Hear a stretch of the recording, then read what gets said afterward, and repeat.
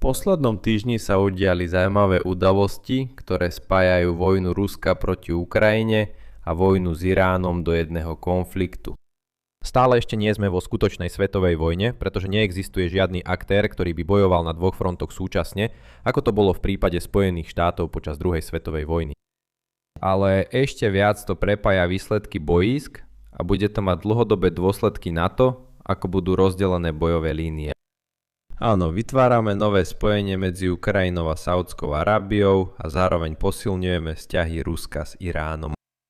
Ukrajina a Saudská Arábia majú zmluvný vzťah v oblasti obrany a Rusko má údajne čoskoro poskytnúť Iránu vojenskú pomoc na bojové účely. Dlhšia verzia sa pýta, prečo tieto vzťahy nevznikli skôr a čo to hovorí o stave vojny s Iránom pre menej informovaných klávesnicových bojovníkov ako my. Začnime záležitosťou medzi Saudskou Arábiou a Ukrajinou. Zelenský nečakane navštívil Riad, keďže korunný princ chce niečo kúpiť. Hádate čo? Áno, prostriedky proti dronom Shahed. Prečo sa to deje v marci 2026 a nie v marci 2023? Dobrá otázka. Väčšina diskusie o nedostatku obrany proti dronom vo vojne s Iránom sa zameriava na úlohu Spojených štátov. Teóriu zastrelte lukostrelca, nie šíp sme už rozoberali, takže dnes ju nebudem opakovať, keďže názov vystihuje jej podstatu. Ešte sme nezistili, prečo to arabské krajiny neurobili sami. Dalo by sa povedať, že Spojené štáty začali túto vojnu, preto by mali tento problém vyriešiť. To je však v rozpore s politickou aj praktickou realitou tejto situácie. Politicky, použijeme ako príklad Saudskú Arábiu, Riad podporoval začatie vojny a teraz jej pokračovanie. Vyzerá to, že Saudská Arábia má za tento konflikt určitú zodpovednosť. Nekritizujem nikoho, lebo s tým by súhlasila aj vláda Saudskej Arábie. Ak je koordinácia útokov príliš náročná, krajiny by si mali zabezpečiť vlastnú obranu. Ako ukázala Ukrajina, najlepšie je zostreľovať šáhidy zo zeme pomocou viacvrstvovej obrany. Musíte rozmiestniť jednotky na zachytávanie dronov po krajine na preriedenie šáhidov pri ich príchode. Toto môže urobiť len táto krajina. Pre Spojené štáty by bolo veľmi ťažké to urobiť narýchlo. To by si vyžadovalo príliš veľa vojakov, ktorí by tam museli zostať neurčito. Ekonomika tejto situácie vyžaduje, aby to pokrývala Saudská Arábia. Otázka teda zostáva. Prečo Saudská Arábia nekúpila a nenainštalovala tieto obranné systémy už pred rokmi? Hrozba šáhedov nie je nová. Ukrajina už pred rokom vytvorila účinné a lacné obranné prostriedky. Saudská Arábia nemá rada Irán, ktorý vyrábal šáhedy pre Rusko a tie Rusko odpaľovalo proti Ukrajine. Dá sa celkom prirodzené uzavrieť ten kruh a nadviazať spoluprácu medzi Saudskou Arábiou a Ukrajinou. Finančná situácia je na takýto vzťah ideálna. Pamätám si, že viacerí americkí prezidenti sa roky sťažovali na obranné výdavky Európy. Nepamätám si, že by sa americký prezident sťažoval na obranné výdavky Saudskej Arábie. Obranný rozpočet Saudskej Arábie je naozaj veľký.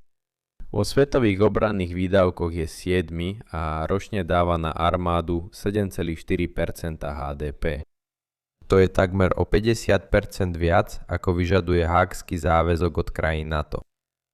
Saudská Arábia je nakoniec štvrtá na svete vo výdavkoch ako percento HDP, za Ukrajinou 31%, Izraelom 8,8% a Alžírskom 8,0%. Je tesne nad Ruskom, pričom treba mať na pamäti, že Rusko momentálne vedie najväčšiu pozemnú vojnu v Európe od druhej svetovej vojny.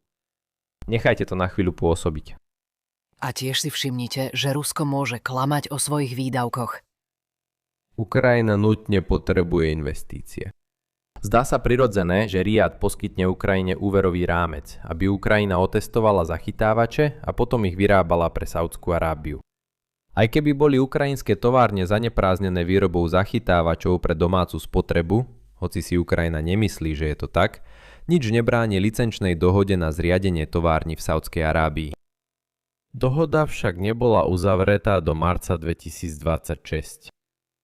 Problém bol v tom, že Saudská Arábia a ďalší vrátane Izraela sa snažili mať oboje naraz. Chceli stať po boku časti západnej koalície, no zároveň udržiavali priateľské vzťahy s Ruskom. Investícia do ukrajinskej obrany by tento vzťah zničila. Saudská Arábia nedostávala z Ukrajiny taký prenos technológií, aký NATO dostáva neustále. Preto sa 28. februára ocitli v neistej situácii. V tomto bode už nie je na čom balansovať. Vojna je skutočná. Útoky Šáhed nie sú len hypotetickou možnosťou. Ak Saudská Arábia chce dnes najlepšie riešenia, potom sa Ukrajina musí stať partnerom. To zabezpečí, že Saudská Arábia zostane súčasťou tohto obranného ekosystému aj po vojne s Iránom. Je isté, že vojna medzi Ruskom a Ukrajinou bude pokračovať aj po skončení aktívnych bojov na Blízkom východe. Saudská Arábia si bude chcieť vybudovať sieť napríklad na 9 mesiacov dopredu, keď sa môžu opäť rozhoriť boje. Ukrajina bude počas celej doby vítať investície do svojho obranného sektora, čo naznačuje jej budúcu úlohu s krajinami NATO po vojne. Aby som túto myšlienku uzavrel, Saudská Arábia a ďalší sa prerátali vo svojom rozhodnutí odložiť spoluprácu s Ukrajinou. V medzinárodných vzťahoch sa to deje stále. Uvedomujú si chybu a menia postup. Ak nebolo jasné, či Saudská Arábia urobila správne, keď zmenila stratégiu, stačilo sa pozrieť na aktuálne titulky. Náš druhý bod je o tom, že Rusko priamo poskytuje Iránu smrtiacu pomoc. Hoci vás tento vývoj neprekvapuje, podrobnosti prinášajú zaujímavé informácie. Vojenská pomoc spravidla robí dve veci. Zrejmým účinkom je zlepšenie výsledkov na boisku pre príjemcu. Menej zrejmým účinkom je zmena schopností a motivácií strán ukončiť boj, či už vojenským víťazstvom alebo vyjednaným urovnaním. Preto, ak chceme pochopiť rozhodnutia Ruska, musíme najprv premýšľať o cieľoch, ktoré Kremeľ sleduje. Charakteristickým znakom sveta vo vojne je, že západná koalícia má spoločný politický cieľ, zatiaľ čo protikoalícia zdieľa spoločné prostriedky na dosiahnutie odlišných cieľov. Cieľom Ruska je získať lepšiu pozíciu na presadzovanie svojich politických cieľov, hlavne väčšie územie a vplyv vo východnej Európe. Priamo ho nezaujíma dianie na Blízkom východe ani v Tajvanskom prielive. Nepriamo ho to zaujíma, lebo slabšia západná koalícia uľahčuje získavať ďalšie územie na Ukrajine. Preto sa Čína za posledný mesiac len sedela bokom a s pobavením to sledovala. A v menšej miere to platí aj o posledných 4 rokoch. Aj keby Rusko a Irán prehrali vojny, Čína môže aj tak výjsť ako víťaz.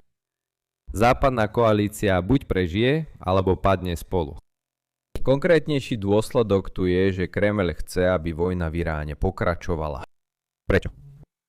No, spotrebujú to americké zásoby a šíria sa fámy, že Biely dom sa stiahne z iniciatívy Pearl, umožňujúcej krajinám nakupovať špecializovaný americký vojenský materiál pre Ukrajinu.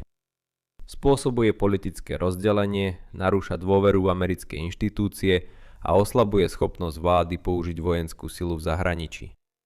Platí to pre každú administratívu, súčasnú aj budúcu.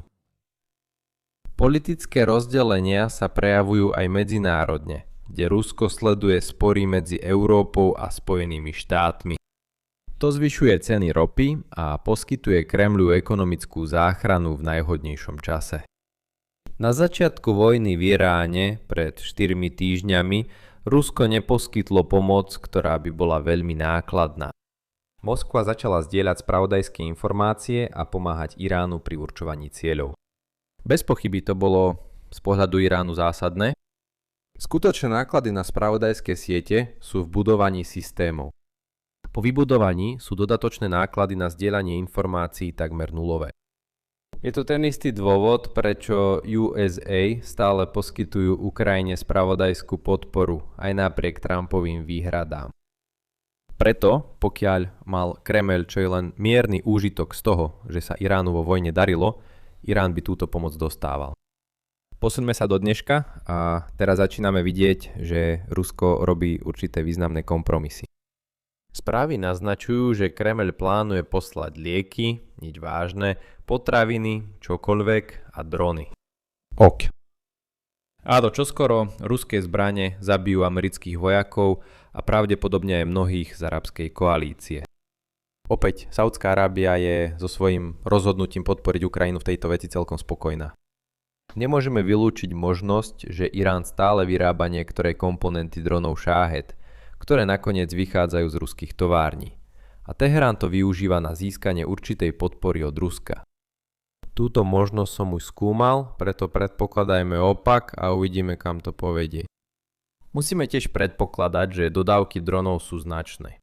Inak je to celé o ničom. Podľa správ si zdroje z americkej vlády sa domnievajú, že tieto dodávky nie sú zanedbateľné.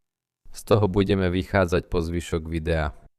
Je zrejme, že to Rusko stojí veľa. Front na Ukrajine nie je zamrznutý, ale v posledných týždňoch sa územie takmer nemenilo. Ukrajina stále využíva výpadok Starlinku na niektorých miestach a Rusko zas využíva dlhodobé problémy Ukrajiny. Teraz nie je čas rozdávať drony, ak za to nedostanete niečo významné. Jedným z výkladov je, že Rusko sa obáva, že tempo iránskej paľby nevyzerá dobre. A existuje určité riziko, že Spojené štáty budú čoskoro schopné diktovať vojenský výsledok vojny. Opäť sme diskutovali o tom, že tento údaj sa dá interpretovať mnohými spôsobmi.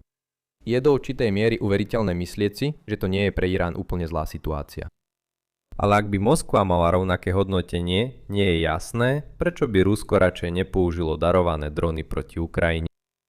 Odporúčam opatrnosť pri preceňovaní vplyvu neistoty Iránu na rozhodnutie Ruska uskutočniť tento transfer. Dôležitejšia je dodatočný výnos investície. Áno, zúfalstvo Iránu môže priniesť veľký dodatočný prínos. Moskva si môže myslieť, že situácia je pre Irán dobrá, no s malou pomocou by mohla byť vynikajúca.